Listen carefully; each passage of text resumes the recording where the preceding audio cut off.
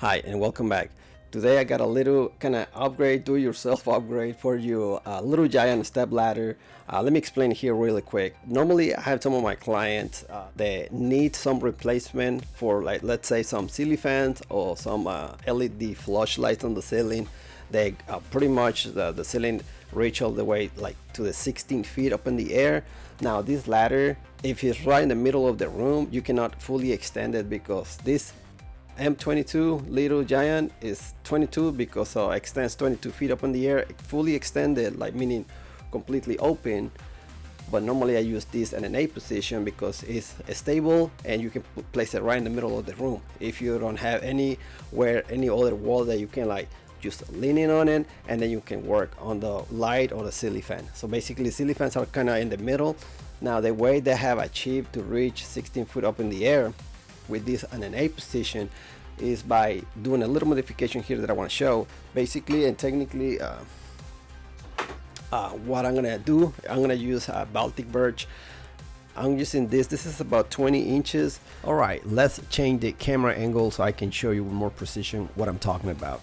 This is like 22 and a half, pretty much the measurement that I'm using for this specific pretty much a leg that I'm building, and it's a Baltic birch 13 layers. I like that because it's more sturdy and rigid, but it's more expensive material. But I suggest you to use that because your safety is first and you want something absolutely solid.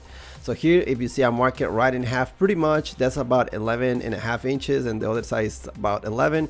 So it's gonna give me exactly the maximum amount of reach that I need for these kind of like modification that I'm doing. So here's just the dimensions for your reference. I guess if you want to build this, if you have the same type of ladder, the M22 Little Giant, and if you see here, the holes that the way I position is with like from inch and a half. Isn't a specific reason why I did that. It's inch and a half from where I cut it, and the other side is going to be all the way to the 7 inches. So the reason I did this, because if I rotate this, I can storage this leg within the same ladder without trying to save it somewhere and forget it what it is. I don't want that. I need something that I can use. And now here I did a little bevel cut in there. So for the floor, you know, once the ladder is kind of like open and an A position, this kind of like will go with the floor. And if you see, the holes are like placed right in the middle. Now the other thing I decided to do is I'm going to paint the legs, both of them. So basically here, what I'm gonna do, I'm gonna kind of pretty much masking tape the end of the leg, which you will see here next. And the only reason I did this is because if I don't do that, and if the ladder is standing and I'm using it and it's moving, or I had to drag it a little bit, I don't want the paint to rub off on the floor that I'm working on, which is, I will use a clear coat on it, but I just want to make sure. That's why I said, like, I'm not painting the whole red leg all the way, because I want to prevent any future damages. Now let's go back and show you before, I was showing you when I was painting the legs and everything, but here I just roughly showing you how much is sticking out. This is about 11 inches from from the actual feet of the ladder, if you see right there, making sure both of them are pretty much at the same distance.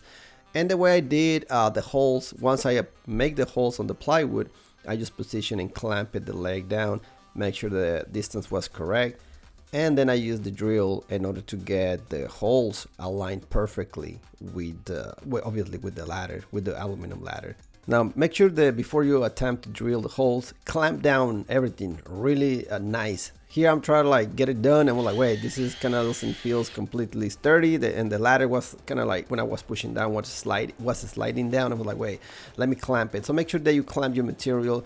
You don't want this to dance around and then you make an inaccurate hole in your ladder. Now the other thing I would say, the way I position the holes like that and the ladder and the aluminum ladder is because when I switch it, like when I turn it around, I can storage the leg without interfering with the rubber feet of the ladder. Basically, if you turn it around, the holes is pretty much, they will align perfectly, so the leg can be storage within the same ladder. Now what I use here, I use some spacers. They're like a rubber feet that I found. I mean, this is like a all-purpose rubber feet. They come on a pack of 4, so the thickness is about like 1/4 of an inch. And here's a close-up of pretty much of the hardware that I was using. I have those already. I didn't have to purchase. Those are from Home Depot, and if you see they have ladders on it, You can pretty much, for what I know, and those are stainless steels. You don't need to have a stainless steel, and doesn't have to be the same screw. Just the length is about 1.5 inches, and I used those rubber feet. It's just a little close up so you know what I was working with, and this one is the perfect length. Now hopefully with this they give you like the very good idea what I was doing here, and I'm hoping that you enjoy the content. Most of the time, I mean sometimes, not most of the time, sometimes I feel like I'm like, am I providing any value with this kind of content? And I kind of feel like that with pretty much all my videos, but I got very positive comments, people very kind and being helped by the videos, and that's kind of the thing that keep me motivated. And beside that, doing all this procedure, you know, I mean, kind of like try to record, positioning the camera, all these is a lot going on that you know, normally you see videos on YouTube and you just gotta like, you just enjoy it, right? You just being entertained. But like when you had to make one and then you realize like, wait, this is complicated, it's hard because it has to be entertaining, and you gotta be able to inform and teach or, you know, show what you try to do. So I have a lot of respect for those YouTubers, content creators. They are very good at this, and it's just for me, unless I do this full time, I don't see how I can really step up my game on this, because it takes a lot of more dedication. It's not just because you gotta do a lot of more recording, but like, you know, the repetition and using the program, and you know, it's a lot of little things. You have to have your camera ready, you need to be able to have the storage and open up, you know, like make sure that you have free storage, and you have to transfer files, and it's just a lot of work behind the scenes that it's not, you cannot see it. But I mean, to me, I enjoy it. I like technology and I like to teach, and now I guess I can reach a whole lot more people doing this, and it's been very gratifying, at least to me.